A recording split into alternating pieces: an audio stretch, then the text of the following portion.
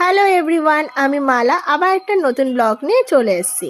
সকালবেলা আজকে মেয়েকে একটা কথা প্রমিস করেছি, তাকে একটা জায়গায় নিয়ে যাব, সেটা অবশ্যই আপনাদেরকে জানাবো। মেয়েকে স্কুল থেকে যখন দিয়ে ফিরি তখন তাদের স্কুলে গার্ডেনিংটা আমি কিন্তু খুব দেখি, আমার বেশ ভালো লাগে গার্ডেনিং করতে। তা পারি না বলে দেখতে তো আর অসুবিধা নেই।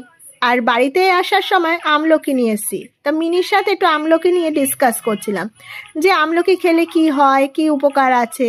তো মিনি আমাকেও ভালো করে বুঝিয়ে দিচ্ছিল যে আমলকি খেলে কি কি হয়।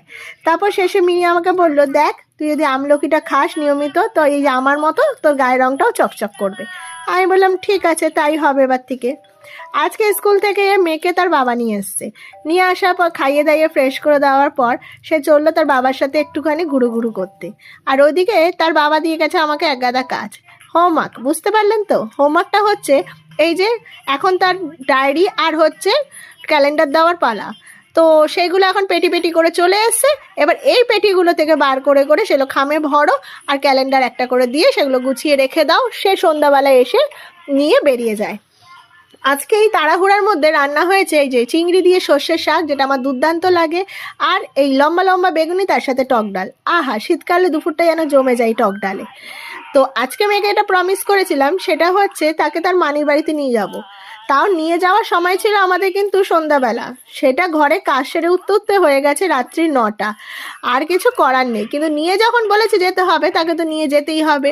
আর পরদিন যেহেতু শনিবার, সে জন্য তার আর চিন্তা নেই যে স্কুল যেতে হবে সকাল সকাল। সে জন্য আমরা 9টার সময় বেরিয়ে পড়লাম। বাড়িতে যখন গেলাম দিদির বাড়িতে গিয়ে মেয়ে লেগে পড়লো কিটুর পেছনে কথা বলতে, আর ওইদিকে দিদি আমাদের জন্য একটু চাউমিনের প্রিপারেশন নিতে শুরু করলো। এতদিন পর মানিকে দেখে মানির আর কোল ছাড়া হয় না। মানির কোলে উঠে এখন তার মনে হচ্ছে যে একটুখানি টিভি দেখবো। টিভি বলতে এখান থেকে ইউটিউবে কালাচান ছেড়ে দিতে হবে। এখন সে কালাচানের প্রেমে পড়ে গেছে। যখনই দেখে কালাচানের এখন গান শুনতে হবে। আর ওইদিকে চাউমিন খেতে খেতে আমরাও কালাচানের প্রেমে পড়ে গেছি, তো আমরাও তাই করছি বসে। আর এই গল্প করতে করতে ঘড়ির দিকে তাকিয়ে দেখি 11:30 বাজে। তো নে দে দে ছুট। আর বাড়ি যখন ফিরছি তখন এখানে আমাদের মেলা বসেছে, জানেন তো, তাও দেখতে দেখতে আসলাম। সেটা আবার নেক্সট ডে হবে। তো আমাদের ফ্রাইডেটা এইভাবেই কাটলো। So bye bye everyone.